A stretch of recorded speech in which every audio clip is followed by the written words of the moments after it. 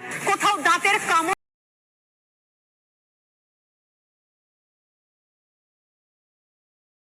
খুন করা, কি কি হলে দু চোখ থেকে রক্তক্ষরণ হতে পারে। এই বিখ্যাত মানুষ, নাম করে বলছি সন্দীপ ঘোষ, ডাক্তার বলবো না, সরি, কোনো ক্ষেত্রে আমি ওনাকে ডাক্তার বলবো না। এই সমাজ বিরোধী ব্যক্তিটাকে আপনাকে ঢুকতে দেবেন না। এইবার বেরিয়ে আসলো মৌমিতা দেবনাথের মৃত্যুর আসল চাঞ্চল্যকর তথ্য।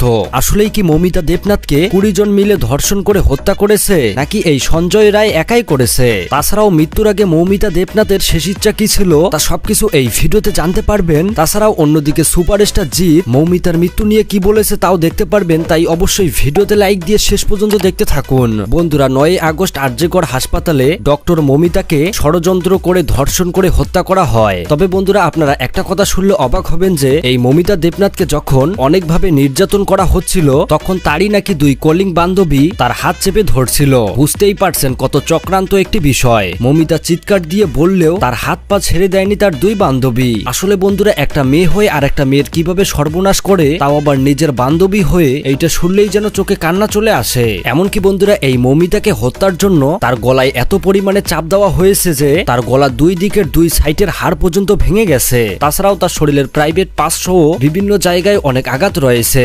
এমনকি বন্ধুরা, তার চোখের নিচে এমন জোরে চাপ দেওয়া হয়েছে যে তার চোখ থেকেও নাকি রক্ত বের হয়েছে। কত মর্মান্তিক এই বিষয়টি। মূলত বন্ধুরা, মৌমিতা দেবনাথের সাথে এইরকম ঘটনাটা ঘটার পর যখন তার মৃতদেহটি সেমিনার রুমে রাখা হয়, পরের দিন সকাল 7টার সময় সেখানকারই একজন ডক্টর সেই সেমিনার রুমে গেলে মৌমিতার মৃতদেহ দেখতে পায়। সে দেখতে ছিল তার শরীরের বিভিন্ন অংশ থেকে রক্ত পড়ছিল। এমনকি তাছাড়াও তার শরীরের বিভিন্ন জায়গায় অনেক আঘাতের চিহ্ন রয়েছে। এমনকি তার শরীরের নিচের অংশেও কোনো কাপড় ছিল না। আসলে বন্ধুরা, এত কিছু দেখার পর এইটাই প্রমাণিত যে তাকে অনেক নির্যাতন করে মেরে ফেলা হয়। কিন্তু বন্ধুরা, এই মেয়েটি যখন মারা যায় তখন এই মেয়েটির বাড়িতে পুলিশ সহ সেই আরজিকর হাসপাতাল থেকে তার বাড়িতে কল করে জানানো হয় যে আপনার মেয়ে আত্মহত্যা করেছে। পরে যখন মৌমিতার বাড়ির লোক ছুটে আসে হাসপাতালে, এমনকি মৌমিতার মুখ দেখতে চায়, তখন তারা 3 ঘন্টা বসায় রেখেও মৌমিতার ফেস দেখতে দেয় না। পরে যখন একটা সময় তাদেরকে ভেতরে ডাকে তখন তার বাড়ির লোক মৌমিতার মৃতদেহ দেখে অবাক হয়ে যায়। তারা তার মেয়ের এই রকম আঘাতের চিহ্ন এমনকি রক্তপাত দেখে তারা নিশ্চিত হয় যে তাদের মেয়েকে মার্ডার করানো হয়েছে।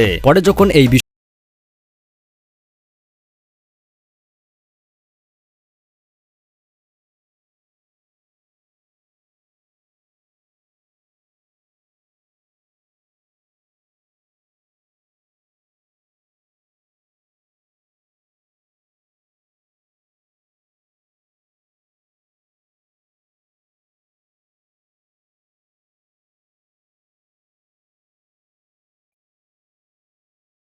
একা করতে পারে না, কেননা মৌমিতার শরীরে পাওয়া গেছে 150 গ্রামেরও বেশি সিমেন্ট, যেখানে কিনা একজন সাধারণ মানুষের থেকে 5 থেকে 6 গ্রাম বের হয়। এতেই বোঝা যায় যে এখানে জড়িত ছিল আরো 15 থেকে 20 জন। তাছাড়াও তাকে যেভাবে নির্যাতিত করা হয়েছিল, চোখ এমনকি গলা, ঠোঁট থেকেও রক্ত পড়তে থাকে। বিশেষ করে তার প্রাইভেট পার্টসে অতিরিক্ত পরিমাণে আঘাত করা হয়, যার ফলে সেখান থেকে অতিরিক্ত পরিমাণে রক্ত বের হয়। বন্ধুরা, আসল রহস্যময় ঘটনাটি হলো সঞ্জয় যখন মৌমিতা দেবনাথের কাছে গিয়েছিল তার আগেই নাকি মৌমিতা দেবনাথকে মারা হয়েছিল। কিন্তু সঞ্জয় রায় মূলত এইটা বুঝতে পারে নাই, কারণ সে নেশাগ্রস্ত অবস্থায় ছিল।